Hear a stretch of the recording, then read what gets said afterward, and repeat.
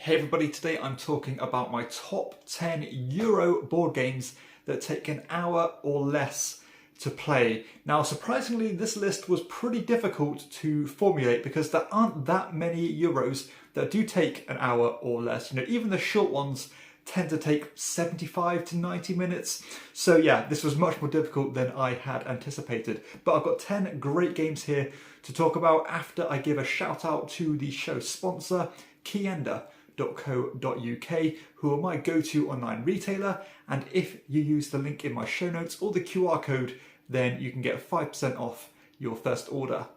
At number 10 I have Viceroy. So Viceroy is a game all about trying to build this pyramid of these character cards, and the higher you build these character cards on a pyramid, the better rewards you will get, but the more expensive it is going to be. There are a ton of different ways to win this game, as you can get victory points from these characters, you can get these multipliers, you can collect these symbols for additional points, you can collect these swords to take points of other people. So again, tons of different paths to victory, which I always love. But I also love the way that you actually acquire the characters in the first place through this blind bidding system, as at the start of the round, all the characters available for drafting are assigned to a different rune colour, and you're collecting these rune tokens in order to acquire them, but you can only ever bid one at a time, and you're doing that simultaneously with the other players. And as soon as you reveal your runes, if nobody else has bid the same as you, then you get to claim that character for yourself. But if you and another player, or more than one other player, has selected the same character, then you cancel each other out and have to go again. And of course, that is somewhat of a chicken mechanism, because if you're really stubborn and you've got your mind set on a certain character, then you can end up bleeding quite a lot of currency and leave yourself out of pocket. So I do like that, and sometimes you just have to be prepared just to let other player get the card that you wanted initially and go for something else, just so you get more bang for your buck really, and don't end up throwing so much currency away and helping the other players. A very nice looking game, you know, nice fantasy feel to it.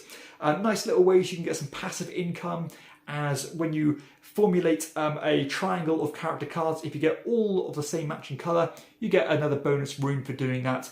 And it just feels quite distinct to a lot of other games out there on the market, and it's a very nice one with some good replayability. So that is Viceroy at number 10.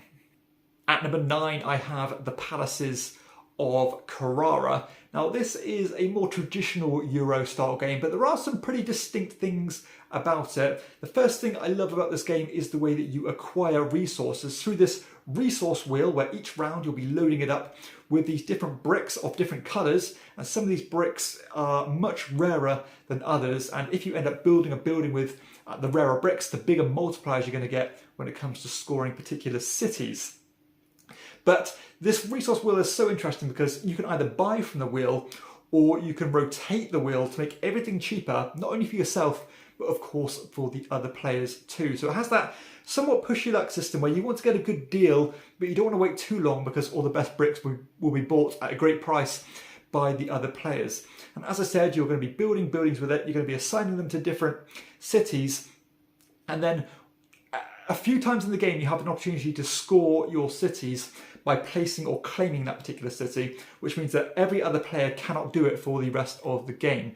So you need to weigh up, you know, I want to rack up a lot of points here and then score it when it's worth a ton, but I don't want to wait too long, because if I do, somebody might score it before me and leave me high and dry, and I'll have to think of something else that I wanted to do. So sometimes you might even score these cities just to prevent someone else from doing it. There's also some variable endgame objectives that you can play with, and it's just all in all a very cool little concise game with just a few little tweaks on it that keep it interesting, and it keeps you on the edge of your seat, because you always have to be alert about what the other players will do, because if you take your foot off the gas, then somebody is going to grab the opportunity that you wanted. So that is The Palaces of Carrara at number 9. At number 8, I have Pergamon. So Pergamon, in its essence, is a very simple set collection game, as you're collecting these artifact tiles. And the tiles actually come with two halves of two different artifacts on them, and you're trying to patchwork them together to string them along and get more points. But the twist and the standout mechanism in this game is how you gain money. So each round you are going to draw a number of cards, and on the reverse side of those cards is a uncertain amount of money, but you know a rough idea about what's on the reverse side. And then in initiative order, you are going to be placing your meeples on this track. Now, this track is going to show how much money you are going to take from that supply. Now, you can go really early and guarantee yourself a small amount of money and go first in player order, or you can be a bit greedy at times, go further along this track, try and get yourself a lot of money, but probably be last in player order.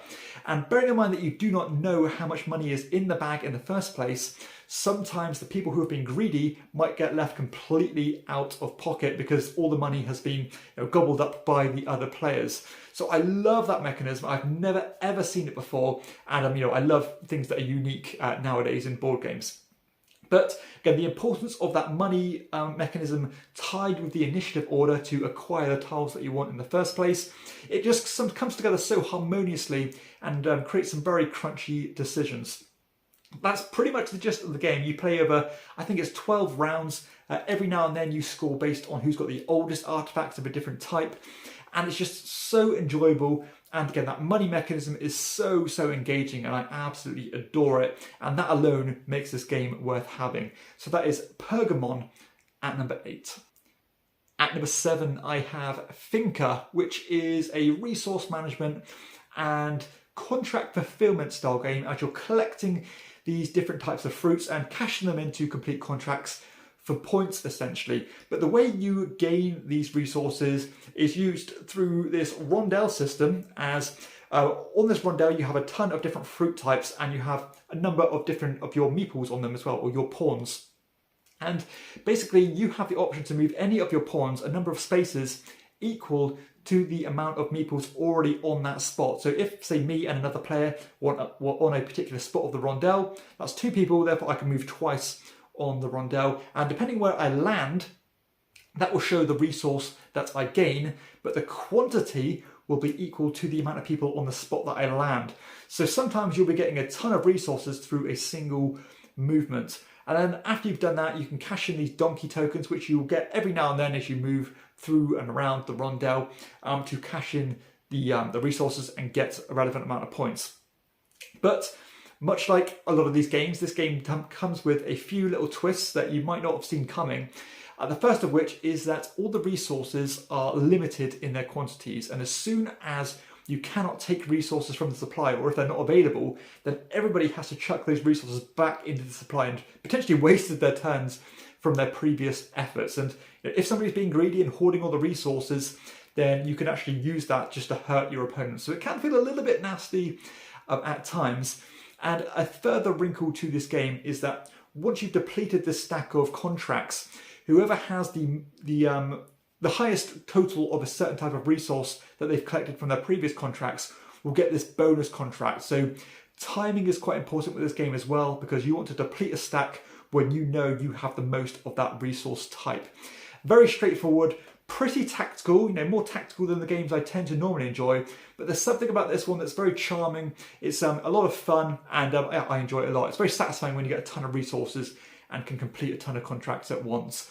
So that is Finca at number 7. At number 6, I have Citrus. So Citrus is a tile laying game as you are trying to create these big chains of a certain orchard type and hopefully have control of them when a scoring is triggered. The way you acquire tiles in this game is very interesting, as you have this gridded system with basically rows and columns of different amounts of tiles.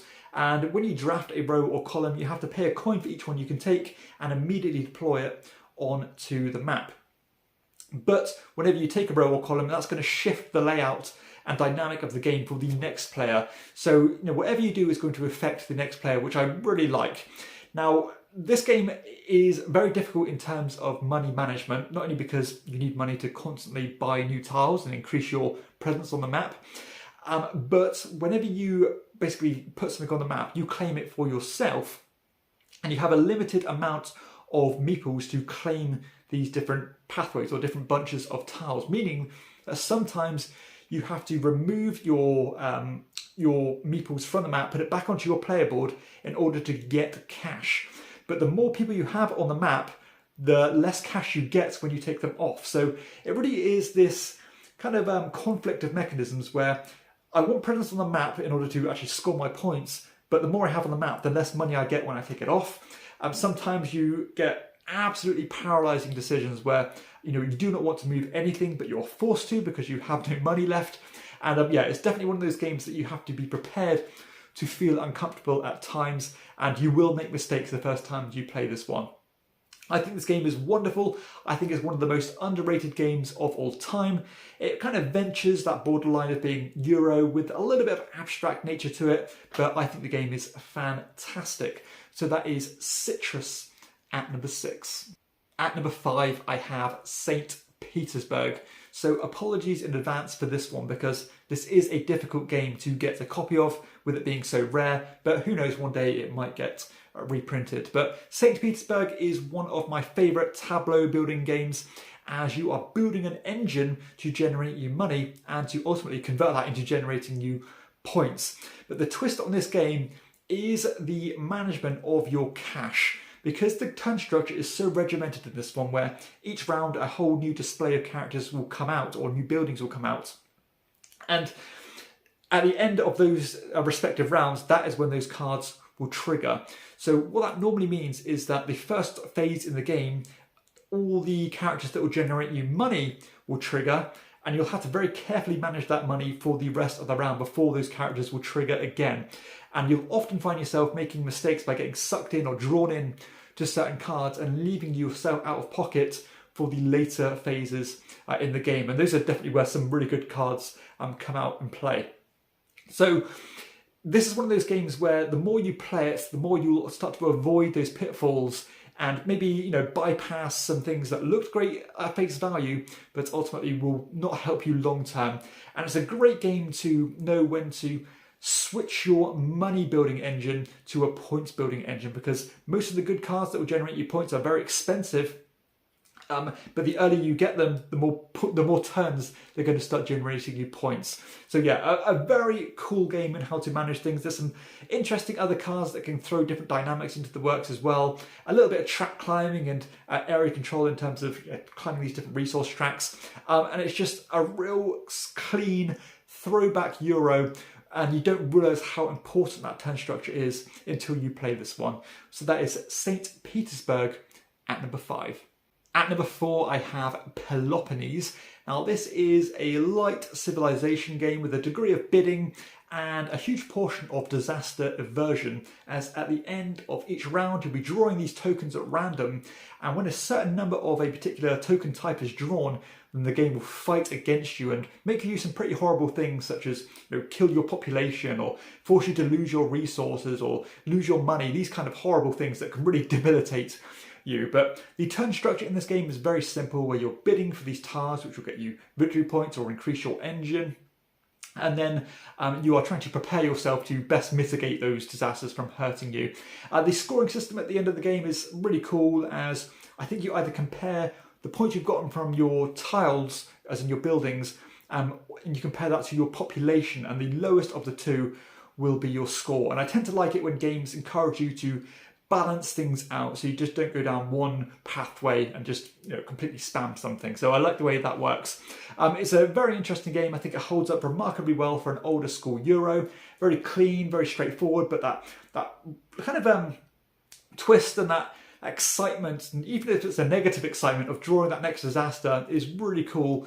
And sometimes that is going to really change the feel of the game, as sometimes the horrible disasters will get out of the way early, so you don't have to worry about them anymore, or sometimes they'll be held on right till the end and you just know you've got a big punch coming to hurt you. So yeah, this one's a very distinct game.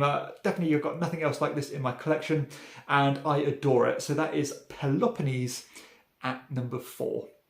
At number 3, I have Vikings, which is a tile placement game where you're drafting these tiles hand in hand with these different coloured Viking meeples, all that come with distinct abilities and strengths, essentially. Now, what you're doing is you're building up these rows creating different islands on them to position these particular Vikings on them. And these Vikings will do things such as protecting you against these invading ships. They'll generate you more income, they'll generate you victory points, they'll feed your other workers, they'll allow you to transport workers from your holding area to tiles where they want to be, because if you can't immediately place a Viking after you draft it, they go into the storage area and are essentially useless until you deploy them on their relevant spots. I love the way you draft the tiles and Vikings in the first place, because basically the prices are set depending on the different meeples available to you, and as soon as the cheaper ones have been bought, basically the prices will shift and make the more expensive ones cheaper again. So you have to sometimes be prepared to spend a bit more if you want the exact tile and Viking combination that you want. And this is close to a perfect game. I think it is absolutely amazing. It baffles me why this game is not in print. I think this would be a colossal hit if it was reprinted today, and one of the most unsung heroes of the games that I've ever played. I think it is absolutely stellar. That is Vikings at number 3. At number 2, I have Istanbul. So Istanbul has been a long-term favourite of mine, and this is a game that utilises this mechanism that the designer Rudiger Dorn is most known for, as you have this stack of discs in your colour, and you're using them to move around this modular grid, which has a bunch of different buildings with different abilities on them. And whenever you land on a spot, you are going to either deposit one of your discs, or you're going to pick it up if you've already been there before. So, earlier in the game, you're going to end up visiting all these different spots, thinning your stack out, and then before you can go any further, you're going to have to retrace your steps and recollect the people you've deployed. Now, this is a game all about racing to get to a certain number of rubies, depending on the player count. And the way you can get these rubies is in a ton of different ways. You can collect resources and trade these resources in. You can go gambling, get money, and then trade that money in to get points. You can get these upgrade tiles. You can upgrade your wagon to carry more, transport more resources around. So tons of different paths to victory here. Playing optimally and finding those optimal loops is very exciting to find, because the game is so modular. Each time you play, it will feel completely different, and you'll find different strategies to go for. The expansion material for this game is fantastic, and I really recommend it if you want to level up the game but still keep it concise. And I think this game is amazing. I've had this in my collection for 5-6 years. I still love it, and I still play it regularly. So yeah, Istanbul, an amazing game, and I think it is pretty much an evergreen. So that is Istanbul at number 2. And finally, at number 1, I have Ra. So Ra, considered a Euro classic. It's a Reiner Knizia auction game where you are using these fixed bids to acquire these tiles. And these tiles are going to score you points in different ways, such as if you have the most pharaoh tiles, you'll score X amount of points. If you have the fewest, you'll lose points. Collecting monuments to get you endgame scoring. Collecting these Nile tokens, which will only score if you get these flooding tokens with them. And the turn structure in this game is so simple, where all you do is you either draw a tile from the bag, add it to the row of available tokens to be bid for this round, or you can basically declare Ra and start a bid. Now, sometimes that Ra will be triggered by the game as you draw these Ra tiles out, which will not only start the auction, but it'll also basically run down the timer of the game. And basically, if that timer reaches the bottom, then anybody who's not used their bids yet will go without. You either use your bids or you lose them. But you don't want to use them too quickly, because if you do, you're going to give your opponents free reign and get some great bargains with their lower valued tokens. This game has a ton of layers to it, where you want to weight your bids perfectly in order to get the most you can from your bids. Being wary that when you use a bid, you will swap it with the previous bid. So if somebody spent one last round, you need to be careful that you don't spend too high this round, because you'll be swapping your high bid with a low bid for the future round. So again, tons of layers here, really just start to unravel, and the nuances start to reveal themselves. And this has over time become one of my favorite games ever. I think it's got one of the best time to depth ratios I've ever seen. I love the bidding mechanism. I love the different set collection mechanisms.